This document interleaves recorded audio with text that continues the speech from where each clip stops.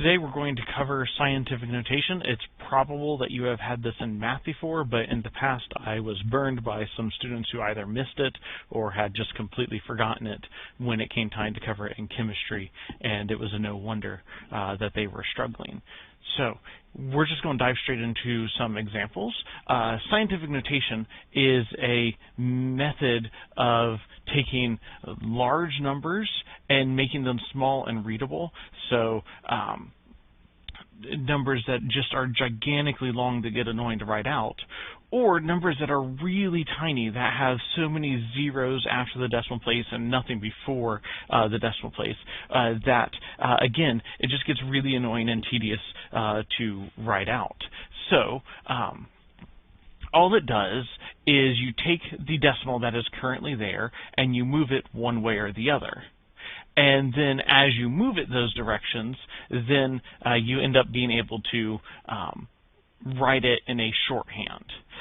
Just to give you a quick example here before we get into real scientific notation, if we have the number 150, we could write this out in scientific notation.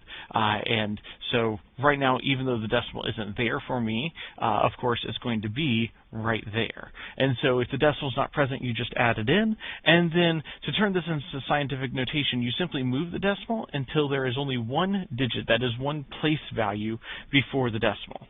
And so here I move the digit over two places, and we end up with 1.5 times 10 to the 2.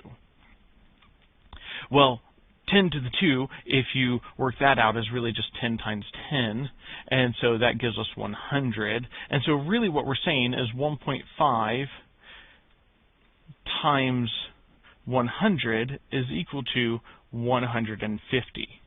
Now, in this particular example where we have 1, 2, 3 digits, and we have to write out 1, 2, 3, 4 plus this power thing and the times thing, that doesn't save us any writing. And so we tend to save scientific notation till we're up into the millions place value. It's also not super useful if there's a digit in every location.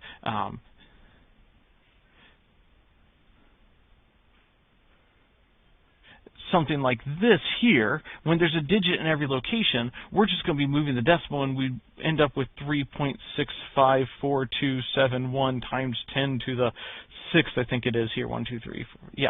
And so this one here isn't useful because it doesn't save us any writing. We use it to get rid of when there's a whole bunch of zeros in the number or a whole bunch of zeros before the number with the decimal, like this.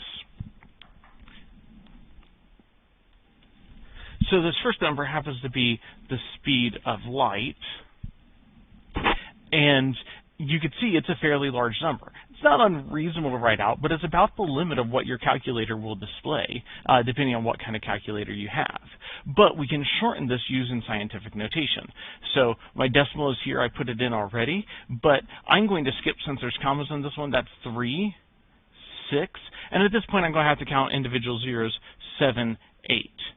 Zeros there.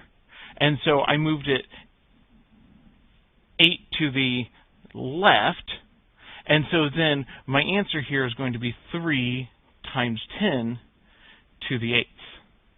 And really, 10 to the 8th is 100 million, and so then 3 times 100 million gives you 300 million, which is the number we had here to begin with. Of course, since I had units up here, I should probably bring those units down as well. 3 times 10 to the 8th meters per second.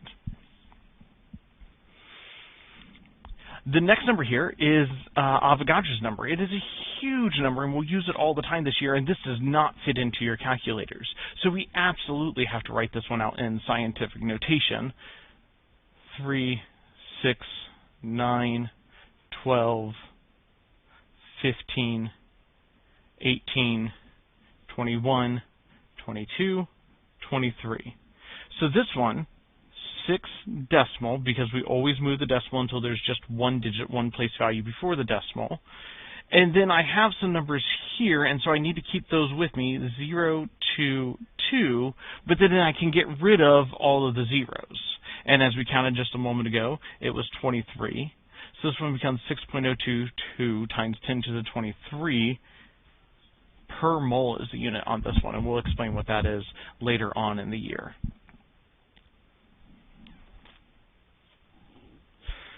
We can also go the other direction from a really tiny number to scientific notation. So this one here happens to be the radius of a carbon atom, and so then we have 1, 2, 3, 4, 5, 6, 7, 8, 9, 10, 11 it takes to get just one digit before the decimal. So then this is 7 times 10 to the negative 11th meters.